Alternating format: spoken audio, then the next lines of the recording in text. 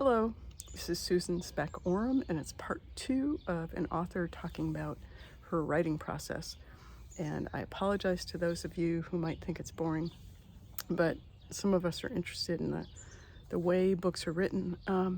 So in my previous video, shot earlier today, I had said, kind of snarky pants as a writer, I said, somebody cut me down from 5 stars to 4 stars because there were few points in the book that weren't credible or believable.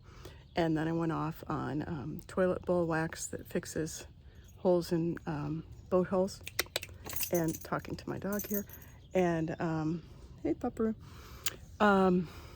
and Amazon tree frogs.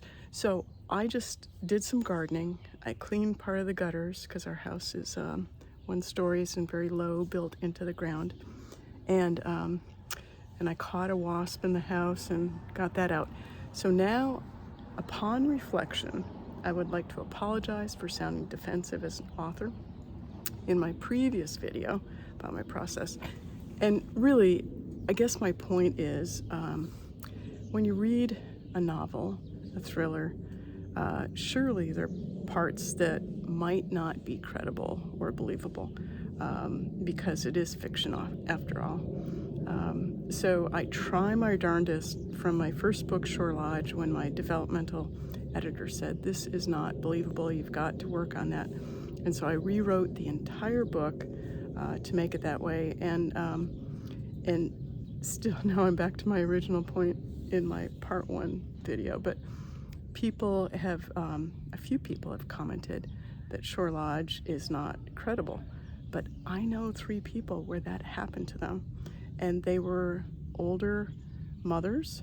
They were in their 70s, they were in their 80s, and then the children shuffled them off to an institution and admitted them against their will, and they were of sound mind. And so that just breaks my heart. And I also worked in a psychiatric secure ward outside of Chicago in between years of college, and I did have some residents who, I was an activity aide, so I was not a medical professional.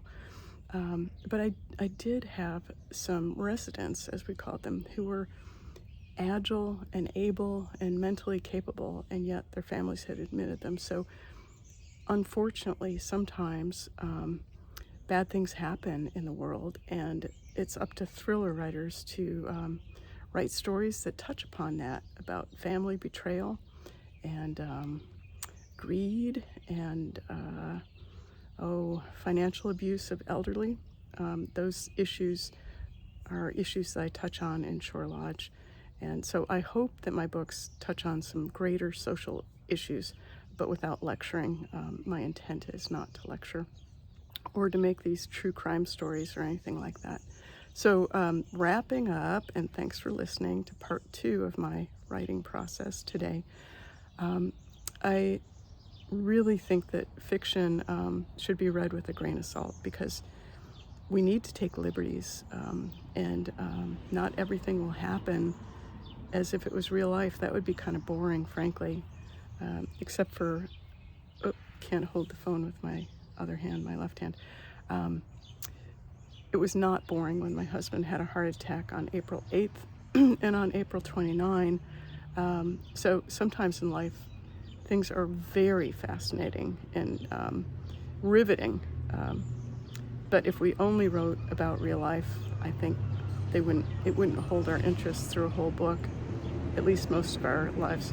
Okay, I've gone on, and I just want to thank you. If you subscribe to my newsletter, thank you very much. And you can find it on my website.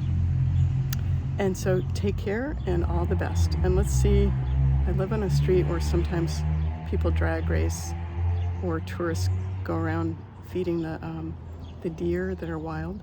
They feed them out of takeout restaurant containers. It's pretty crazy. So that's what you heard in the background just now. All right, well, take care, and happy reading to you. And I hope you might read my books. Take care.